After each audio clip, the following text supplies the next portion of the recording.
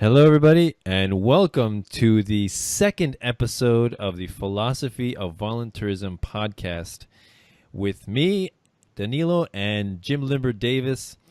Last time we spoke was the very first episode. Apologize, we didn't mention that. We're going to be planning on doing these talks and conversations in the future, talking more about the more abstract side of voluntarism and free market capitalism, talking about philosophy and economics and morality and fun stuff like that, right? Not the boring, chewing gum for the mind stuff that you see on TV or now sometimes on some YouTube channels. But yeah, so Jim Limber Davis, you can find his work on jimlimberdavis.com and on Facebook and YouTube as Liberty Defined. And so we're going to be talking today about peace and compassion and how that relates to anarchism and voluntarism. Why should we talk about this? Why is that even important? How do they relate to anarchism, voluntarism, and why should they be the goal? What's the purpose? So Jim, we're back. So maybe we'll start off with what is your, let's say, I guess we should start with basic definitions. I always like to go there. So how would you define these terms, peace and compassion? Well, I would just go to the dictionary and see what they have in there. But peace, just to get beyond what would be explained in the dictionary, peace is not just the goal of getting any of voluntarism. It's part of the goal. It's what you want to have to maintain the very basics that you need to maintain liberty and life. Now, the creation and the ability to enlighten oneself and to show compassion is what you would have that would be necessary in order to do more than just exist. That's what would fall under living your life. Having peace would be to maintain life, and then compassion would be to live life. And it's something that I don't think a lot of people can quite get. I'm still only understanding this myself in sentiment, not able to give you a logically thought out reason for this. And I think a lot of this stems from I'm still dealing with a lot of my own personal demons from when I was a kid. But basically, it's just if words can heal people and make people laugh, then that means that they can absolutely hurt people as well. And peace and compassion are something that people need to strive for, absolutely, and they can't do that unless they have a transparent path of thought progression for what they're actually trying to do. So they need to understand what their goal is to be, what they want, and then go from there. But yeah, I mean, why not just start in the dictionary and see what those words mean first and then just build from there? That's what I did with everything else I work with.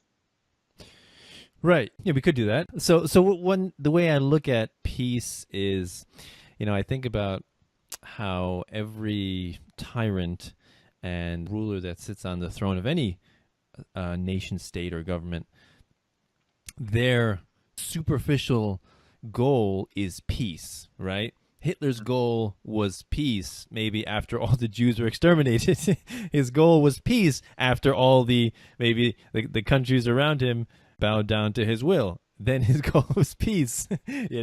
Like bomb drones enough people in the Middle East. He's like, our goal is peace. So I think it's important to clarify that, like you said, peace. It's not an end justifies the means. Peace is the means, right? That's where we got to start first, right? So it starts with non-aggression and with respecting self-ownership and property rights. That's really, to me, what ensures peace, right? Some people say the only peace is on the other side of war, right? Which reminds me of George Carlin's quote, which is like, fighting for peace is like screwing for virginity. It's a strange concept, right? And then compassion. Compassion, to me, is, again, to me, it comes down to respect. Respecting other people and wanting them to have the same sort of freedom that you yourself that you want for yourself, right? So it'd be quite hypocritical for you to desire freedom and not for you to desire for your neighbor. And to me, that's one of the fundamental hypocrisies of statism, is that one person desires to use the state to fulfill his needs, wants, and desires at the expense of their neighbor. right? And so this cannot be compassion at all. Or or the definition of compassion as it refers to the welfare state is, I'll rob you and give to him. I'll advocate this politician rob you and give to this person, and that's compassion. No, no, that's just theft, right? Compassion is done voluntarily, right? Big difference. Yeah, so compassion to me has a very vital element of having a voluntary interaction to me. Yeah. So I think that's interesting that you bring up the introduction of theft into people trying to create peace. And I think that comes down to a piece that I've been working on for a little while about loyalty and unity, where a lot of people they want to create all these things, and they have these grandiose plans, but they don't realize that the means don't always justify the ends. They don't get that. And what I mean is that a lot of people will go in and they'll try to control every little aspect of that. And what's the quickest way to control, but in the moment, is always going to be the initiation of some sort of coercive measures, some sort of violence, the introduction of fear into interaction. But that fear has to be continuously implemented on a regular basis. Otherwise, that control starts to fade away.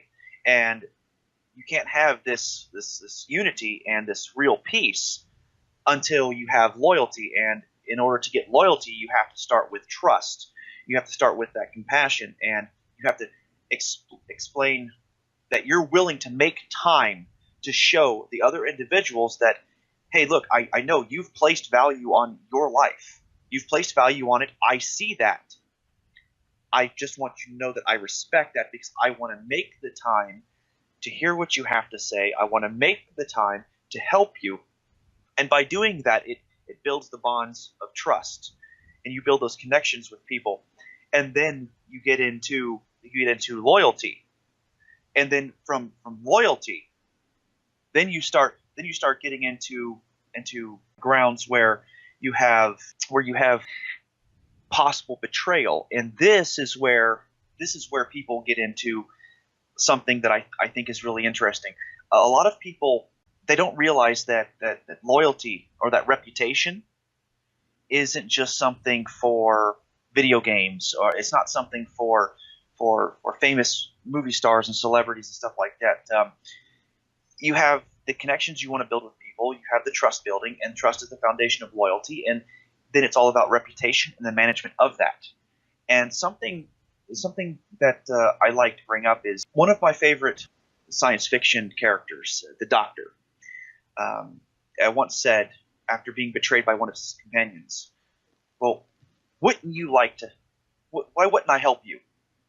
You betrayed me. You betrayed my trust. You betrayed our friendship. You betrayed everything that I've ever stood for. You let me down. Why? Do you think I care so little for you that betraying me would make a difference? And that right there, that sentiment of making connections with people where betrayal is merely a pebble on the expressway that is loyalty, is something that I believe so few people can even fathom. In fact, I think it's part of the problem of people not understanding that simplicity is the start of all great things, from the smallest unidentified subatomic building block of the universe to the very idea that survival is the goal of maintaining life in the first place, that survival of mankind from the hands of other men and women is the ultimate building block of morality. That's the beginning of where everything starts. I think that's where compassion comes into play, where we want to make those connections. We want to identify with other people. Say, hey, look, I see that value that you placed on yourself, and I notice it. So how can I help understand that more? And that's where I think it all starts with. And I'm not sure, I'm not convinced entirely that the overwhelming majority of people in many of these liberty movements really truly understand that. I wrote something, shared something the other day on my personal timeline, just as a amusing to myself. Where, let's see if I can. I think I said, I think less than half of the self-proclaimed anarchists and voluntarists understand what they preach half as well as they think they do, and what they do know is less than half of what they need to understand how much more they need to know. Mm-hmm. I think it's just they don't take time to respect themselves. I don't think people take time to explore themselves, and because of that, I'm not entirely sure. Because people hide from the problems, their internal problems, their own internal demons. I think because people hide from that, they have absolutely no idea how to be compassionate enough with other people struggling to learn certain concepts. But yeah, so then it ends up being, let's invoke government, let's invoke all these nasty hostile things, let's just be mean to people, let's just take this shock value hostility and coerce somebody else to bow to us and make them listen to us. I mean, really all it is saying is that, I mean, when somebody's like, you need to shut up and listen to me, or else I'm going to do this, and they call somebody else mean names or derogatory names, basically what they're asking for is, oh, you've made fun of me. I think I should stop talking and give you what you want. Okay, I'm sorry that I shouldn't have done that. Why? People who are angry and hostile like that, they want to do that. And that is just as much of a problem in the liberty movements as it is with political parties which advocate government. So, no, it's just my thoughts on bringing up the people trying to invoke government as that facade for peace. Yeah, you made me think about how when many people discover these principles and these philosophies, and they learn about the state and the nature of laws and taxation and regulations, the initial reaction is anger and hostility, because you feel like, or a lot of people feel like, they have been deceived, and they don't like that feeling, to feel like, oh, I've been hoodwinked, I've been betrayed. And so I think the first reaction is anger. But then you have to keep going, right? I think too many people stay in that angry phase. I think that's just self-destructive.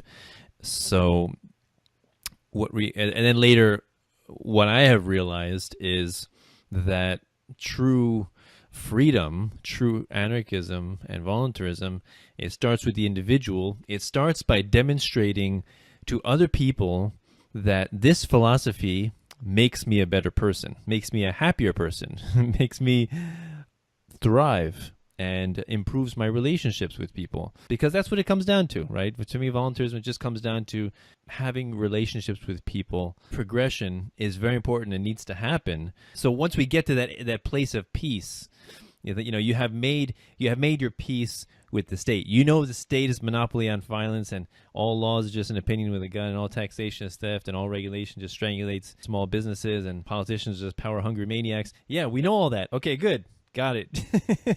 Now, let's not wallow in that resentment and anger, because that's counterproductive.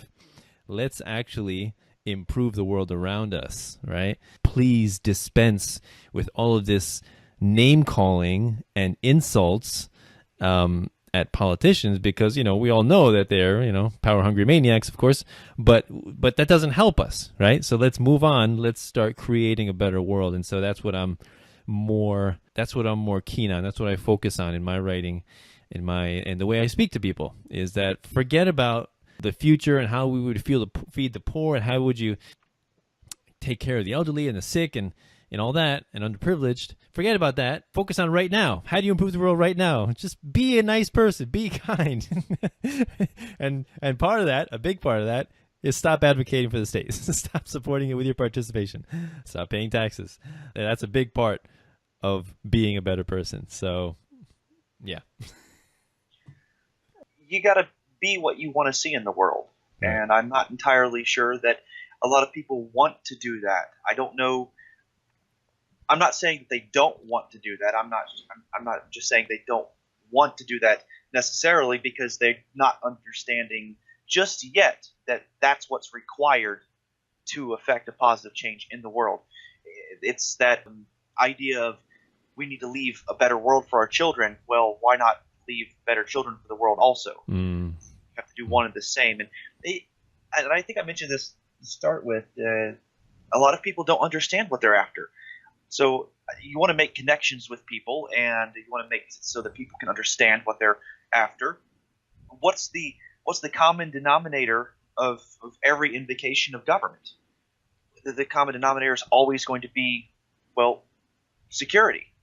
It's some kind of security, but from what? And that's what we need to find out. That's what we need to make the connections with. At least that's the success that I've had with people.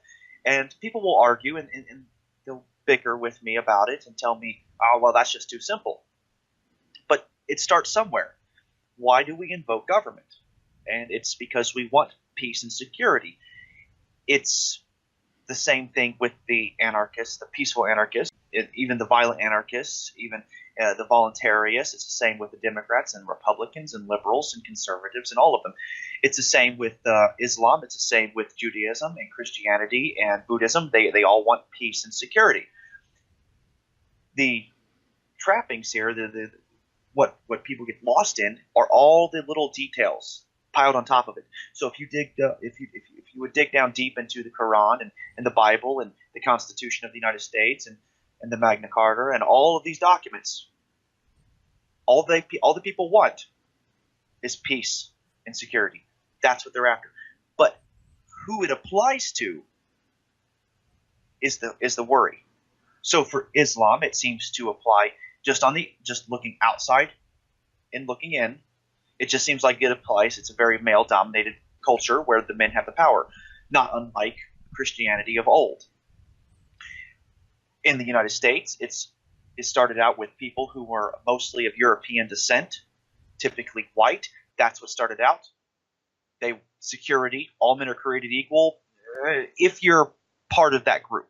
In Germany, when it was reformed after Rome collapsed and was united under, I think, Bismarck, it was all about German-speaking people in these particular regions. They all want peace and security and safety, so they go for the lowest common denominators. Well, lowest common denominator, what's easily visible, is going to be appearance. So a lot of people go after that first.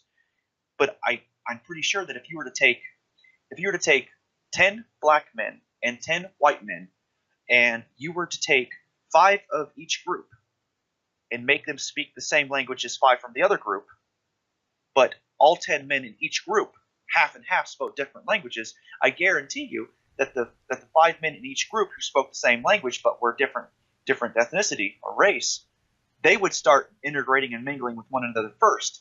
And the reason why is because they're able to find the lowest common denominator of understanding and how to problem solve and reason things out. So if we had 5 white men and 5 black men who were speaking English, and we had 5 white men and 5 black men who were speaking Swahili, the men speaking English would get together regardless of the skin color first. The men speaking Swahili would get together regardless of skin color.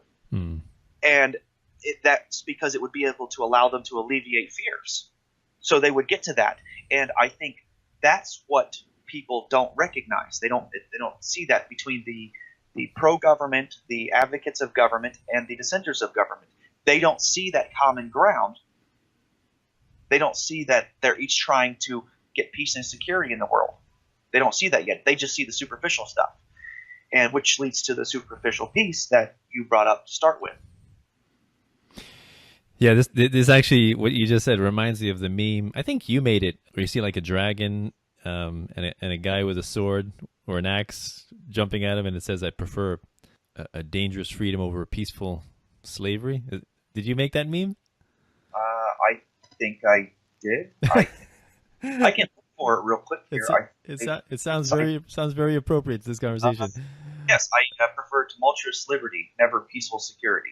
Right. Excellent. Yeah. So that idea of why does government exist in the first place, on the on the superficial aspect, it's to provide security or peace and security, right? People believe that they need this kind of all-powerful state enforcing these laws, and that will bring them peace, when in fact what often happens is that it often brings about the greatest amount of atrocities and evil the world has ever seen. So basically the people, because of their desire, their genuine, sincere, heartfelt desire to achieve peace and cooperation and collaboration, produce the exact opposite when they advocate for the state to be that guardian, right? So their desire for peace has been hijacked and subverted and manipulated into something pretty vile and atrocious. Yeah, so when people ask, if without the government, people are going to be evil, we're going to be assaulting and murdering and raping each other and stealing from each other. No, actually, I think most people want peace. Most people, to me, that's the reason the state was created in the first place, is because people were afraid of other people, and they just wanted to live in peace. But right, I think that is absolutely the deal, and a lot of people, they want this, but they take too much. They live too much in the present at the expense of the future. They don't take the time to follow through their actions and how this might affect them later on. So they have all this peace and security now, but no future in which to spend it. Without being completely and totally locked down and afraid of losing it. So they go through, they want peace, they want security, and before they know it, guess what? They have no retirement in which to spend it in, because now they can't do anything because it's overly regulated. And granted, it takes more than just a generation to get that way, but that's what's happening now in the United States, where there was all this wonderful freedom.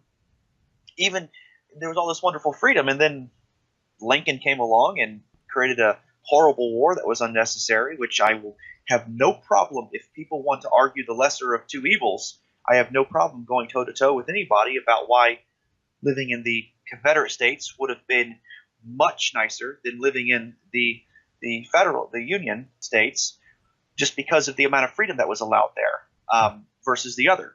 So then once that war was over, once martial law was or once the military districts were removed from the South, then peace started thriving and people could do whatever they wanted. But then 1913, and then World War I and II, and then the Great Depression, and all these people, they lost all this freedom. It was just gone, overly regulated, and so they had no future to spend it in. They don't understand that you have to find other solutions, and don't just, this works for now, but at what expense? So their kids had this great, or they had this great amount of freedom where their taxes were low, but their children and their children's children and their children's children after that, they had nothing. They grew into a society where they had less freedom and less freedom and less freedom, and nobody even sees it because they're accustomed to the level of freedom that they have. So when they have to pay something silly like a soda tax, well, this is just the way things are. And then fighting that soda tax becomes you just don't want to help the fat kids. That's not okay. People don't think about it like that. So they want now, in the absolute present, but at the expense of all that potential for the future. Yeah, it's like when socialists say they want free healthcare, free housing, free food, free clothes, free free this and that.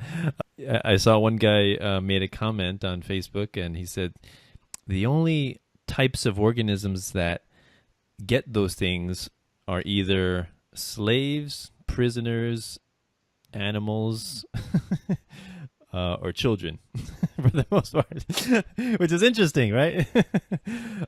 and also you could also say, if you really want to live in that place, you could go to North Korea, you could go to Cuba, or you could also just go to prison, right? So freedom and the lack of security. I think so people say they want security, and so they empower this all-powerful state, right? When in fact, security is really an illusion, right? There is no security. There is no job security. There is no security when you drive on the road. There is no security that you're going to live to see tomorrow. Nothing is secure. Nothing is guaranteed, right? We all live with risk. Something may happen to disrupt our cozy little worlds. I love that game. Risk? Oh, you meant we live with taking chances. Oh, okay. Oh yeah. yeah. So people, they I think a lot of people are uncomfortable with this idea of uncertainty of tomorrow, right? That something may happen to disturb this pretty little world, when in fact something could always happen to disturb your world, and there is never. Security is an illusion. Certainty is an illusion, right? Nothing is certain, nothing is secure, nothing is guaranteed. We can take steps to mitigate risks somewhat, but really, we are at the mercy of nature, of happenstance, of chance. And I think once people can accept that, and can accept and say to themselves that putting a few power hungry control freaks into an institution that just uses violence doesn't solve that, doesn't change that, and in fact makes it worse, exponentially worse. So I think that's an important point.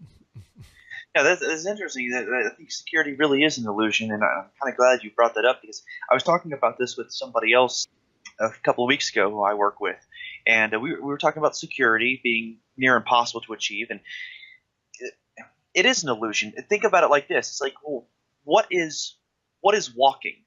Walking isn't controlled, really. Walking is basically falling forward and catching yourself every time on your foot. So, if you, that's funny. Yeah, and I had this thought when I was watching Toy Story years ago, and Buzz Lightyear was saying, "Oh, that's not flying, that's falling with style." And then I got to thinking about that with the walking forward. It's the same thing. It's falling, but catching yourself every time, and that's exactly what the illusion of security is all about, where you actually you're taking a chance and problem solving in the moment, getting it done. You're figuring out what you need to do. So I think by having all of these regulations and control mechanisms in place, it actually limits your options for solving those problems on your own, and making it so that you now have to depend on this organization that has imposed itself upon you through being handed down from generation to generation. Well, that's just the way it is. So now you have to go through it. So yeah, I think that security would be an illusion, but the ability to solve the problems that give you the feeling of being secure would be to remove all restrictions and regulations on what you can do, and be mindful of how your actions work with everybody else's ability to problem solve their own issues as well. I saw a great meme today. It said, you see two guys dueling, right? And it says, if dueling was brought back into vogue, a lot less people would say they're offended and get angry over every little thing. Oh, that I absolutely agree with. And that's okay. So I wrote about that very concept in my book Liberty Defined, and there was a specific passage. I think. Let's see. I think it was. I don't remember what chapter it was in, but it went something like this. The universal practice of non-aggression will undoubtedly be the cause of occasional loss of life, and is much to be regretted. On the other hand, this custom will render altercations and quarrels of very rare occurrence. For when people will naturally become careful, I think, of what they say and do when another feels justly inclined to consider an irresponsible individual's rights, up to including his right to life, forfeit. This places the responsibility of one's actions, including critical thinking skills, on each and every individual's, never a centralized authority such as government or any collectivist idea. And I think that plays right into that. Yeah, definitely. Yeah, definitely does. This idea, like when we talk about a polycentric legal system, right? The first thing when we talk about the immorality of the state, one of the big things is, well, what about courts? You don't want any courts, any judges. I'm like, no. That's not fundamentally, that doesn't have to be from the state, right? You could have, those are just people who render arbitration, solve and resolve disputes. That does not have to be monopolized by the state. And so, again, people think that peace is derived by empowering a monopoly, a group of people. These people are going to solve the problem. These people have all the answers. These people must always be right. And when in fact, like you said, it actually has the counter effect of limiting options and causing more harm. Yeah, being much less efficient. And so, in the case of judges, how would they rise to, how would a particular judge be more favorable to people? Is the more unbiased they are, the more impartial their decisions, the more they're able to dissect the case irrespective of who the people are, completely objective, as objective they can be as a human being. That really will determine their value as an arbitration, as an agent of arbitration.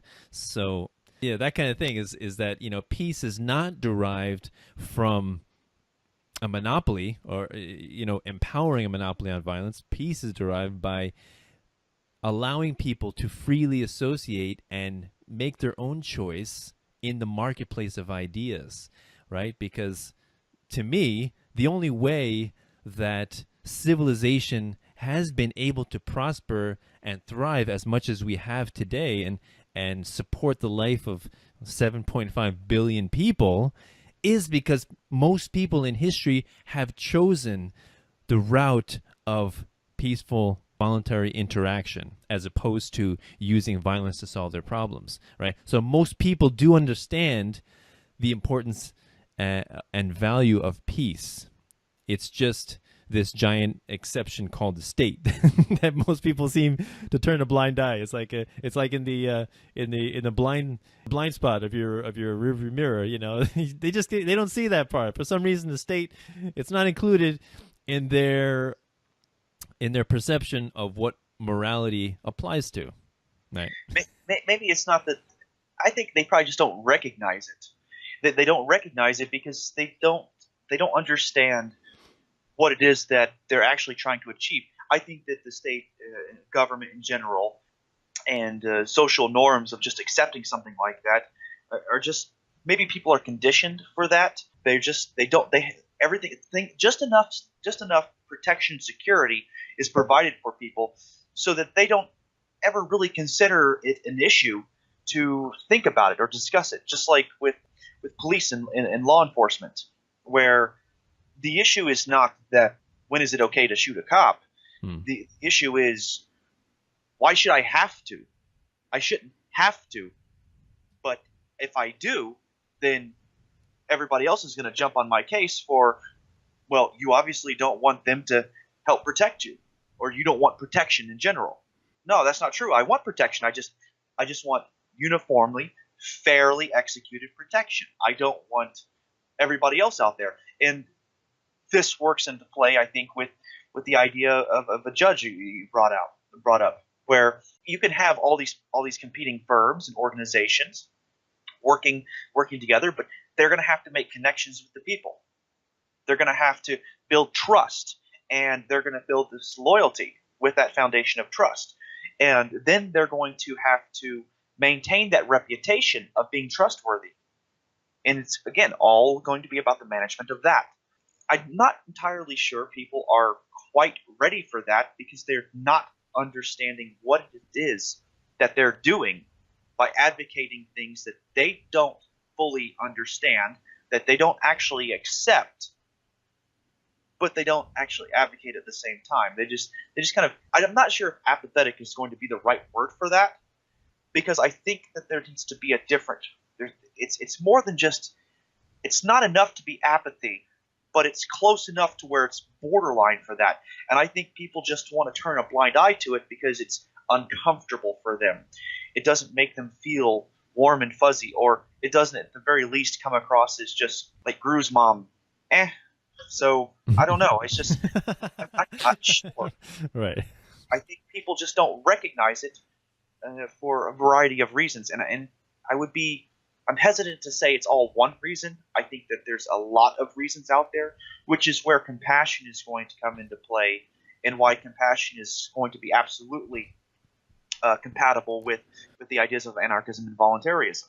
They're going to have to people are going to have to say, hey, look, I know this is what you want, because if you didn't want this, you wouldn't be supporting this or being at least apathetic to it, despite the fact that it's got some negative consequences. Meaning that we're talking to people who support the idea of a state, the idea of government, where, well, taxation is a necessary evil. No, it's not necessary.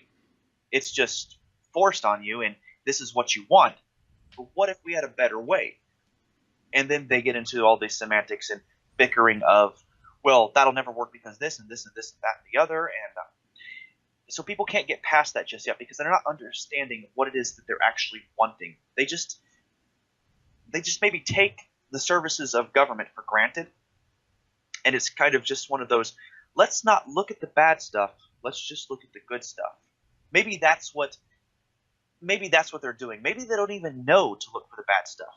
And I think this is going to be entirely about them not understanding what it is that they're actually seeking. They have no transparent path of thought progression because they have no idea what they're looking for just yet. They're just accepting it as it is.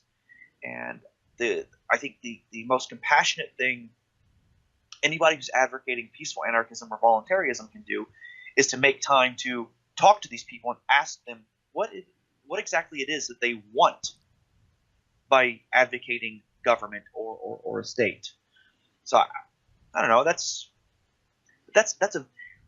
going to be a lot of investment of your time, your intellect, and your labor to acquire that. And I'm not entirely sure people are ready for that kind of commitment yet, because they're not putting their own oxygen masks on before they can help anybody else. If you don't put your own oxygen mask on in a spiraling out of control aircraft, there's no way that you're guaranteed to be able to help put somebody else's on. And because of that, I don't think that they're ready to do that yet. Not mainstream with the liberty movements, at least anyway. Especially not the libertarian part just yet. Yeah, that's a really good analogy. Definitely, understanding these concepts full well is completely vital before you can convey them to others. Try to talk to people as often as possible about these topics, and I'm able to do it in a non-threatening way.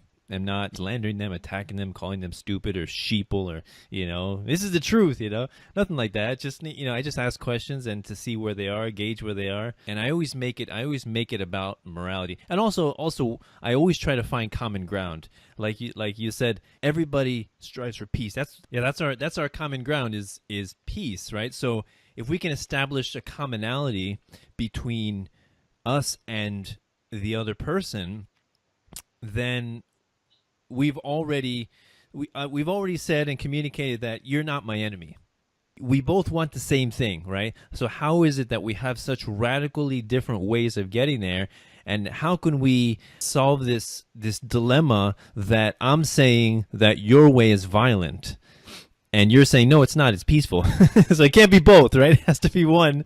So we have to figure out, let's go back to the beginning, establish basic definitions and principles. We have to figure this out. So that's why I focus on morality, and I focus on the individual. And I establish their moral code. What do you want? Do you find it acceptable to use violence to solve your problems? No. Okay. What if if you hire someone to solve your problem, to use violence to solve your problem? No. What if you vote for a politician? No. Okay.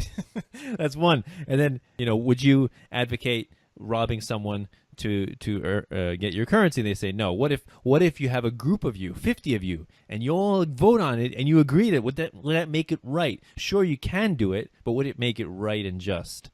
And they say no. So basically, most people understand and have this concept of morality. And when I tell it to them that way, I usually get the response of, I see where you're coming from, and that makes sense. I'm going to think about it, because I think nobody really wants to support an ideology that can be demonstrated to be violent and harmful to their fellow man.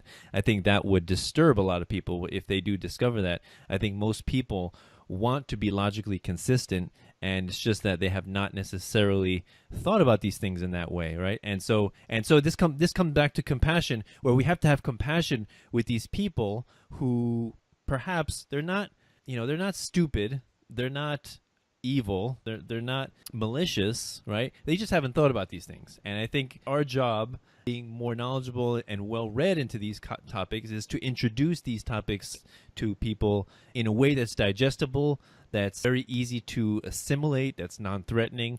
And so that's really what I do. I tell people that I talk about morality, and I talk about economics, and I talk about philosophy, and establish basic morality. So that's my focus. And so the compassion, it starts with the person who you're talking to. Rather than focusing on what are your differences, we should focus on what we have in common, because that is far greater of a percentage.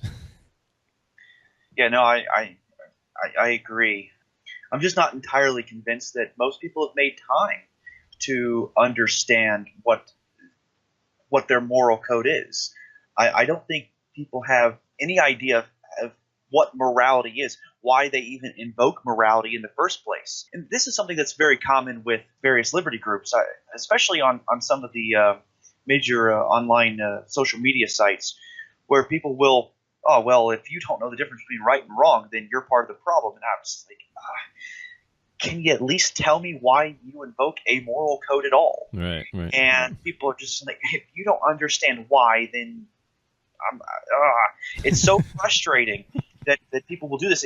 And it's such a simple concept. The answer, as far as I'm concerned, is just that it's about survival of mankind from the destructive hands of mankind.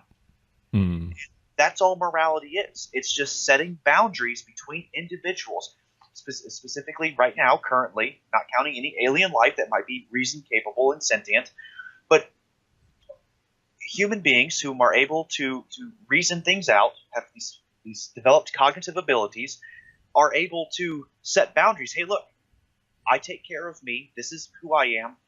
My body, my mind, my time, this is all me. And I want to let you know that I'm not okay with you doing anything with me unless you discuss it with me first. That's setting a boundary. And this is different than other creatures on the planet that we're aware of, but it can absolutely be applied to alien life that might also be reason capable and sentient. So basically, this is the idea of the more minds available exist and are not worried about having to protect themselves from other minds that also are reason capable and sentient of their same species. If they don't have to worry about that, then they can devote more time, intellect, and labor, their natural resources, to providing whatever else they need for sustenance, shelter, security, and happiness. And that is the crux of morality that I promote all of my work on.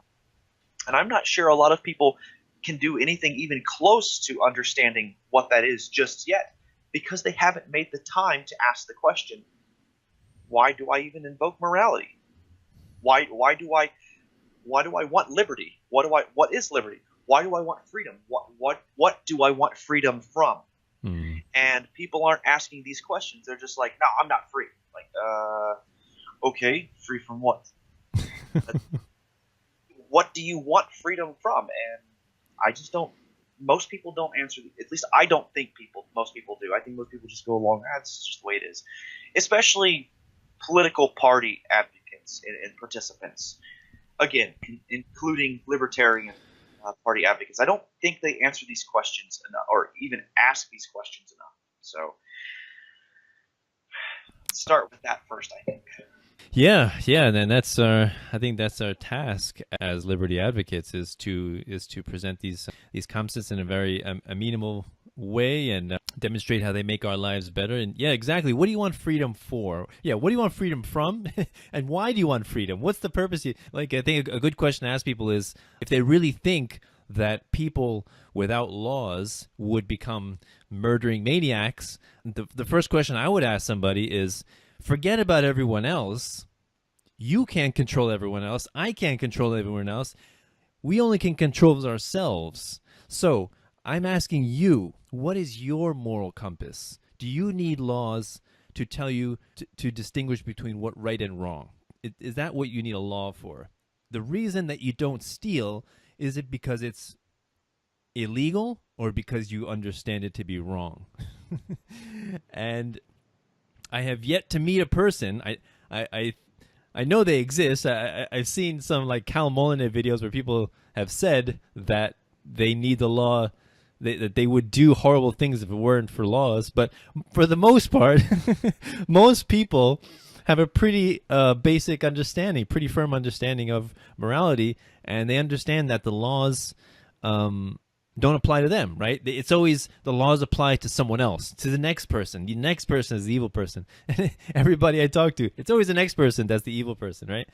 So that's basically why we need freedom.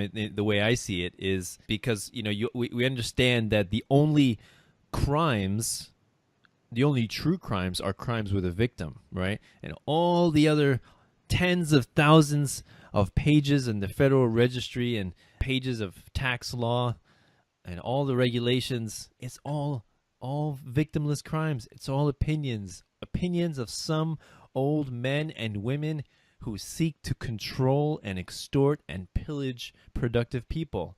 That's it, right? Are they really actually attempting to make that their goal, though?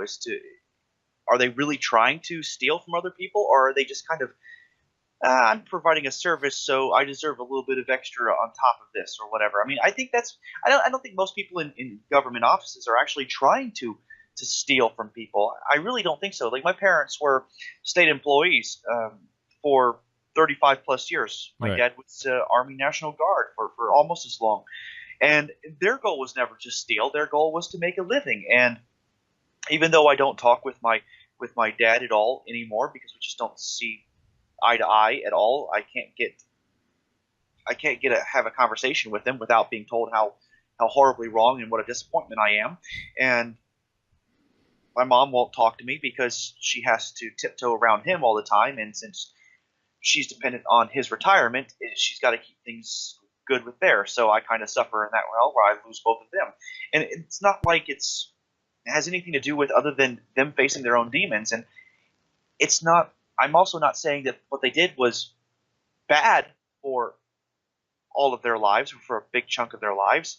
It's just a very expensive lesson that ended up hurting a lot of people by saying, I'm going to continue going to work to earn a living, despite the fact that other people have to be held at gunpoint or put in a cage if they don't comply, so that I can provide these services, regardless of whether or not they can be provided in other ways, less destructive or more peaceful ways. So I don't know. I don't think it's.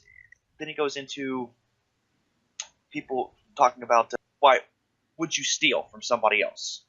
If I were to ask them that, they're like, I'm not stealing from anybody. Like, no. Let me ask you, do you not go up and take somebody's car because it's wrong, or because they might retaliate and feel like they're being a portion of their life, what they had to do to earn whatever wealth or fiat currency or whatever they had to get to buy that car, they would feel that that's being stolen from them. Maybe they feel like that's making them a slave to the amount of time it took for them to earn that wealth to acquire that car. So now they're going to retaliate. Which is it? Most people will not go and take something from somebody else out of fear of some kind of retaliation. The retaliation under a state or government is just the government coming down on them. But without that, and the quote I had earlier about the non-aggression, that's going to come into play where it's more like, I really don't want to be retaliated against. And I think people understand how to make some parts of morality work, hence their invocation of government and laws, but I don't think they understand why it's invoked. And it comes down to this here. It's kind of like, what if I was to say, do you know what the square root of 16 is? Of course, you're going to tell me what? 4. Okay. Why? Why? Because that's 4. What? 4 to the fourth power, right? Something like that. I won't go into all the details because this Oh, is 4 of the second power. Sorry, 4 of the second power, right? Yeah. So, right.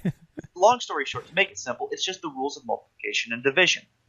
Yeah. Well, what should we probably know before multiplication and division? Maybe addition and subtraction, right? Right. Well, what do you think we need to know before we can add and subtract? How to count. Exactly. So, why do we count? To understand basic quantities, the world around us. Exactly. And